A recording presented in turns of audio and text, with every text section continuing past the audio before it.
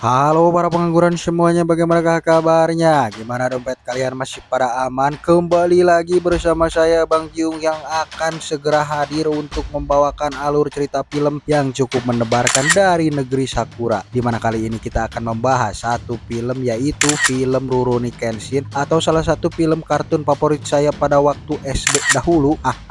Daripada kebanyakan cincong dan bacot di awal, langsung saja menuju alur ceritanya.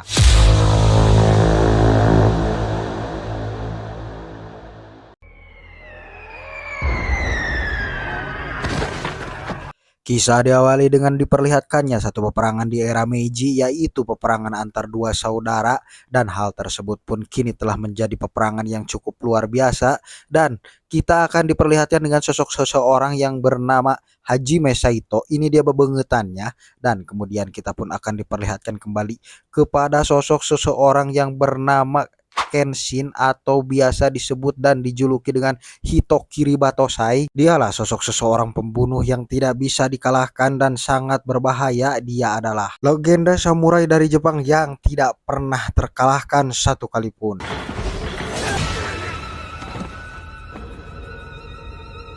Setelah pertarungan yang cukup melelahkan dan cukup panjang, pada akhirnya salah satu kubu memenangkan pertempuran tersebut, dan pada akhirnya Saito pun ingin mencoba menjajal kemampuan Kenshin karena dia adalah nomor satu di Jepang pada saat itu. Namun Kenshin yang tidak ingin melayaninya, dia pun segera menanggalkan pedangnya di hadapan Hajime Saito.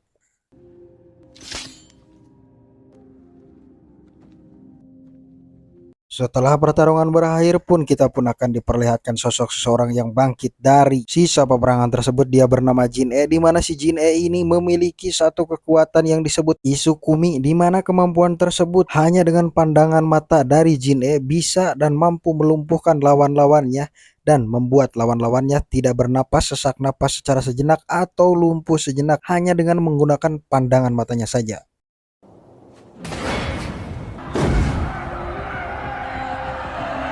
Entah apa yang terjadi kepada Jin-E ketika dia memegang pedang yang ditanggalkan oleh Kenshin, dia pun ingin menjadi seorang Hitokiri Batosai berikutnya.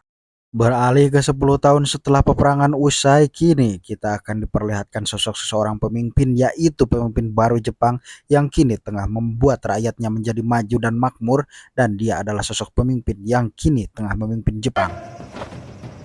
Layaknya seperti di negeri Wakanda, selalu saja ada tokoh antagonis yang hendak menghancur atau menghabisi atau bahkan mengambil keuntungan dari semua kehancuran ini. Ini dia bebenguknya, namanya adalah Takeda. Di mana si Takeda ini sekarang ini sedang berbisnis haram, yaitu berbisnis opium, dibantu oleh Megumi dan juga rekan-rekannya.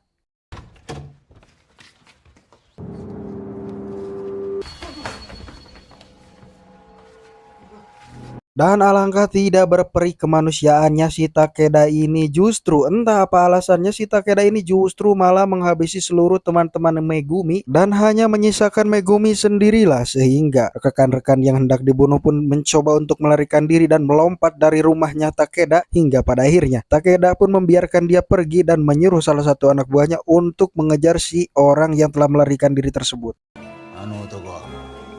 Keesokan harinya satu mayat pun ditemukan dengan tanda yang mengakui bahwa pembunuhnya adalah Batosai, sedangkan hal tersebut pun diketahui oleh Hajime, dan kemudian Hajime pun segera pergi ke rumah si Takeda tersebut untuk menanyakan perihal kematian karyawannya tersebut. Seperti pemeran antagonis pada umumnya, si Takeda ini tidak ingin kooperatif kepada Hajime Saito, meskipun Hajime Saito sekarang sudah menjadi polisi, dikarenakan si Takeda ini merasa adigung dan gede hulu karena banyak duit. Ya, seperti tetangga saya yang kalau banyak duit suka babalagaan teu para ruguh. Dan pada akhirnya si Takeda pun berbicara kepada Hajime Saito, lihatlah mereka para samurai yang tidak diakui masyarakat.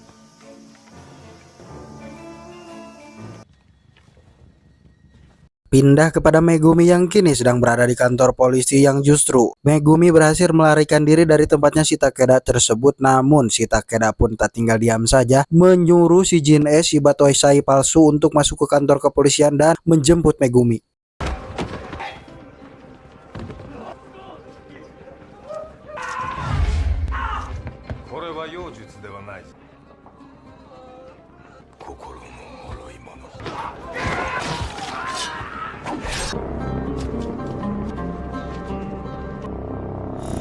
Berpindah kepada Kenshin yang kini dia baru tiba di kota dikarenakan dia telah menghilang dari peredaran dunia persamuraian dan pada akhirnya dia pun segera jajan onol-onol dan tidak sengaja melihat sosok seorang buronan yang bernama Batosai. Tepat pada saat itu sosok seorang wanita bernama Kaoru ini dia parasnya. Dia pun seketika menuduh Kenshin bahwa dialah sosok seorang Batosai itu, namun Kenshin pun segera memberikan pernyataan bahwa dia tidak membawa pedang seperti orang biasanya, dia membawa pedang yang dengan mata terbalik dan itu tidak bisa membunuh orang lain.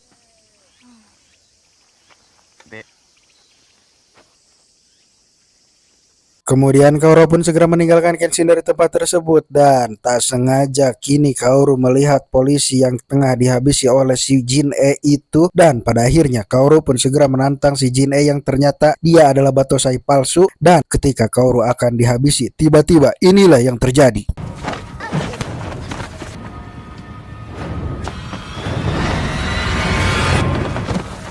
Dan ya, betapa mengejutkannya Kenshin berhasil menyelamatkan Kaoru dan seketika Jin E pun menyadari bahwa dia adalah Batosai yang sebenarnya dikarenakan apa yang dilakukan oleh si Jin E ini tidak mempan kepada Kenshin dikarenakan Kenshin memiliki ilmu pamacan yang pada akhirnya si Jin E pun tidak berani menghadapinya dan Kaoru pun segera membawa kabur Kenshin.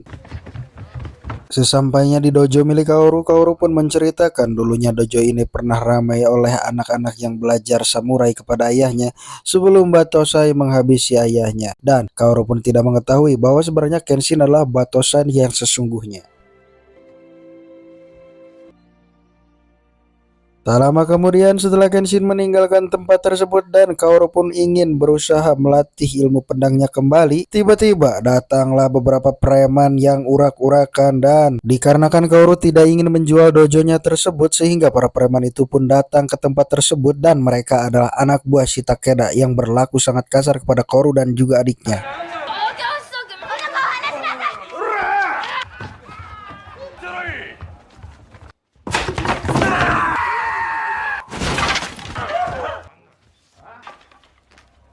Dan alangkah terkejutnya Kaoru ketika Kenshin kembali ke tempat tersebut dan menghajar salah satu preman di antara mereka lalu meminta dengan sopan kepada preman-preman itu agar segera pergi dari tempat tersebut. Namun preman tersebut tidak menghiraukannya dan jangan salahkan Mufid jika inilah yang terjadi.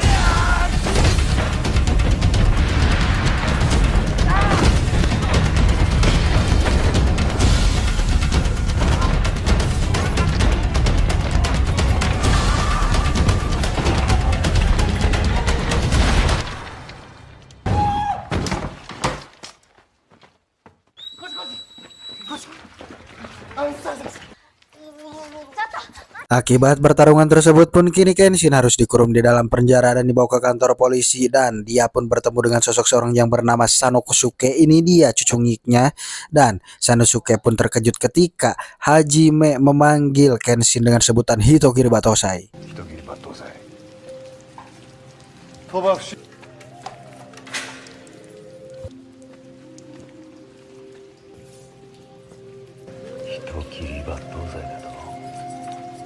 Tak berapa lama kemudian Kenshin pun dibawa menghadap kepada Laksamana di mana si Laksamana ini justru meminta Kenshin untuk membantunya dikarenakan saat ini negara Jepang tengah menghadapi satu krisis yang dimana banyak sekali peredaran opium yang bisa meracuni pikiran masyarakat. Namun Kenshin yang diminta untuk membantu kepolisian dia pun tidak ingin membunuh lagi dan tetap teguh pada pendiriannya hingga pada akhirnya Saito pun yang merasa jengkel dengan hal tersebut akhirnya menantang Kenshin dan mengajak Kenshin untuk bertarung hingga pada akhirnya Kenshin pun berhasil dilukai di bagian pundaknya. Meskipun pada awalnya Laksamana memohon kepada Kenshin, namun Kenshin tetap pada pendiriannya. Dia tidak ingin untuk membunuh orang lain dan dia sudah insyaf dan bertobat. Namun akibat hal tersebut Hajime Saito pun menantangnya dan mencoba menjajal kembali kemampuan Kenshin Himamura.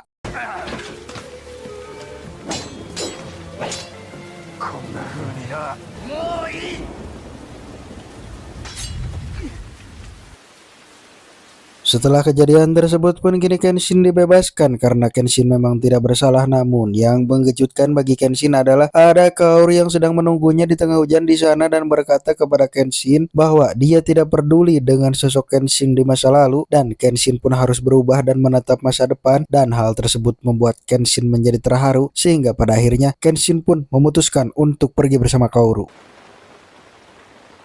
はい行くよ早く Berpindah kepada Megumi yang kini masih dikejar-kejar oleh anak buahnya si Takeda, tak sengaja bertemu dengan adiknya Kaoru dan meminta tolong kepada adiknya Kaoru. Singkat cerita, mereka pun kini tengah berkumpul di dojonya Kaoru dan saling berkenalan dan memutuskan untuk tinggal di dojonya Kaoru, dan Kaoru pun memberikan satu pakaian milik ayahnya yang menjadi simbol atau tanda bahwa Kenshin akan berubah dan menjalani hidup yang baru. Kemudian malam harinya pun mereka pergi ke satu restoran untuk makan bersama, dan tepat pada saat itu datanglah si Takeda yang mengetahui bahwa Kenshin telah berhasil mengalahkan 10 anak buahnya, dan pada akhirnya Takeda berusaha membujuk Kenshin dengan uang gepokan agar supaya si Kenshin ini mau menjadi anak buahnya. Namun si Kenshin tidak ingin menjadi anak buah si Takeda karena dia tidak tertarik oleh uang yang diberikan si Takeda.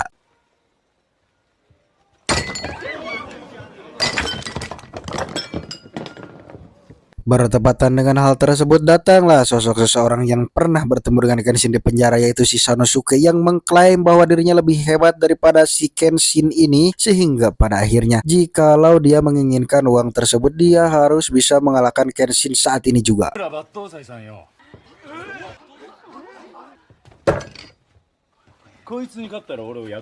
Meskipun pada awalnya Kenshin tidak ingin melayani si Sanosuke ini, namun si Sanosuke tetap kekeh dan mengeluarkan pedang besarnya yang bernama Janbato, yaitu pedang milik si Sanosuke itu, dan berusaha menyerang Kenshin.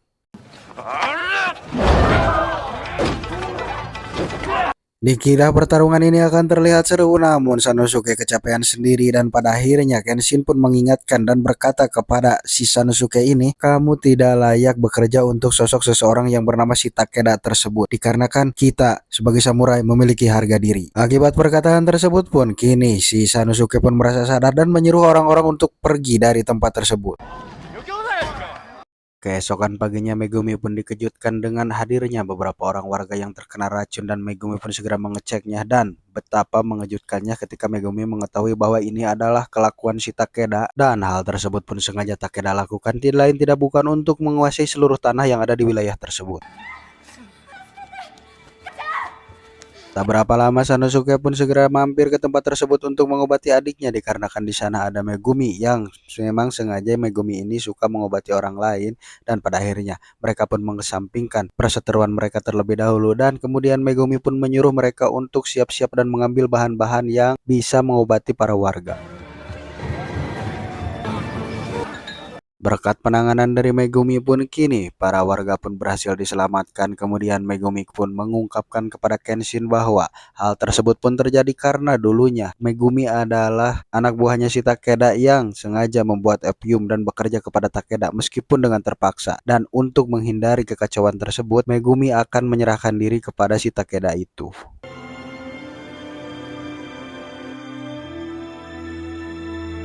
Malamnya Megumi pun sampai ke rumah si Takeda tersebut, dan alangkah betapa mengejutkannya, si Takeda justru malah menghajar si Megumi ini habis-habisan tanpa tahu malu, dan dia pun sedikit terkejut dengan kedatangan Sanosuke dan juga Kenshin ke tempat tersebut.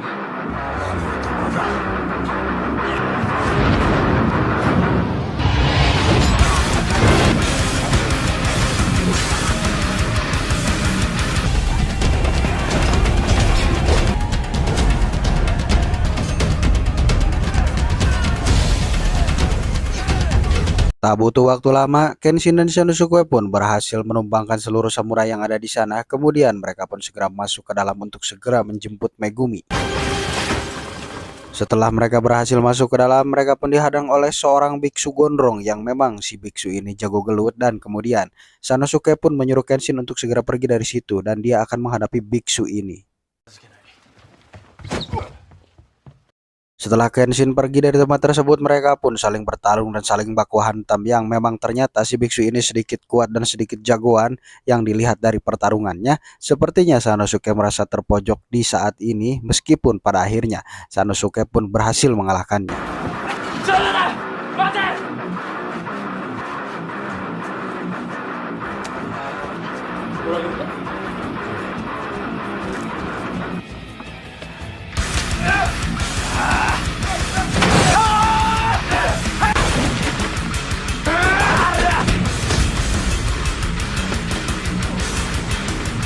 Berpindah kepada Kenshin yang kini tengah dihadang oleh samurai bertopeng yang ketika dia membuka wajahnya ternyata wajahnya itu penuh dengan luka bakar. Mereka pun bertarung di situ dan itu adalah sosok samurai yang sengaja menggunakan pistol bahkan benda-benda lainnya.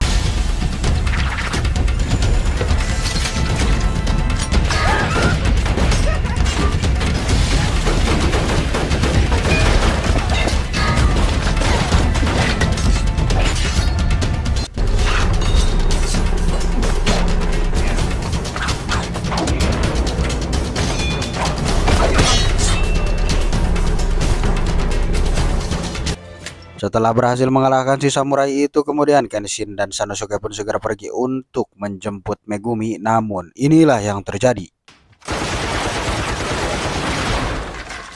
Dan ya, itu adalah kelakuannya si Takeda yang memang si Takeda ini tidak bisa bertarung dan tidak bisa menggunakan pedang. Sehingga pada akhirnya dia menggunakan senjata yang bernama Gatling Gun dan hal tersebut pun tidak mungkin dikalahkan begitu saja.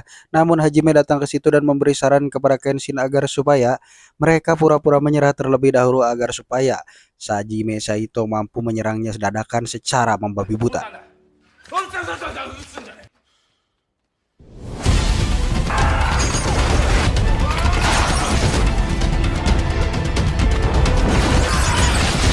Berkat taktik dari Hajime Saito lah akhirnya mereka mampu mengalahkan si Takeda ini. Kemudian Kenshin pun segera menyelamatkan Megumi yang pada akhirnya Megumi mengatakan kepada Kenshin harus segera menyelamatkan Kaoru karena Kaoru sengaja akan dijadikan sandera oleh si Batosai palsu.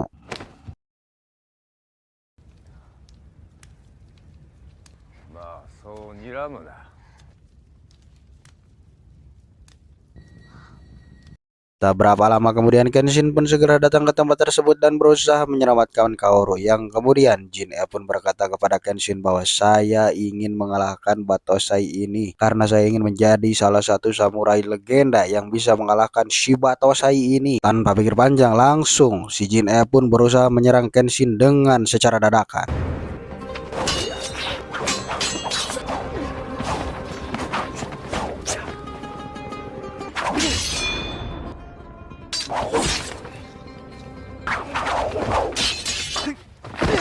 Sempat kalah beberapa waktu, Kenshin pun kelihatannya akan mulai serius yang pada akhirnya si Jin-E pun menggunakan keahliannya dengan menggunakan semacam seperti Sharingan kepada Kaoru, sehingga pada akhirnya Jin-E memaksa Kenshin untuk kembali menjadi sosok seorang Batosai, yang dimana ketika Kenshin menjadi sosok seorang seperti Batosai seperti dahulu kala, dia akan melanggar sumpahnya untuk tidak membunuh orang lain, dan pada akhirnya Jin-E pun segera melakukan hal tersebut.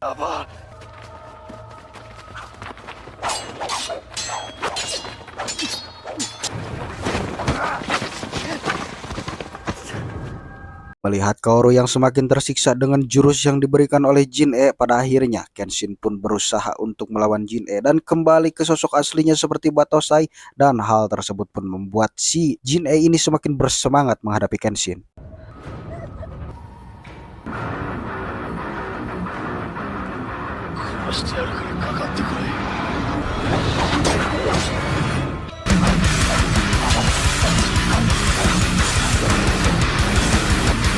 Dan ketika Kenshin akan mengeluarkan jurus andalannya, inilah yang terjadi.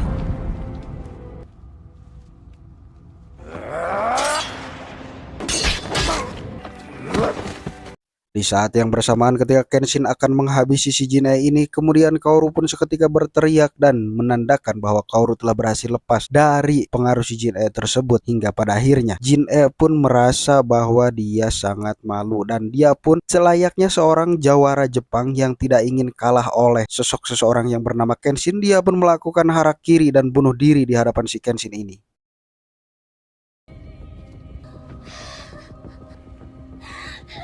Seperti pada kisah film-film pada umumnya, polisi selalu datang terlambat setelah kejadian genting itu berakhir. Kemudian, Kaoru pun dibawa oleh Kenshin untuk segera diobati ke dojo tersebut.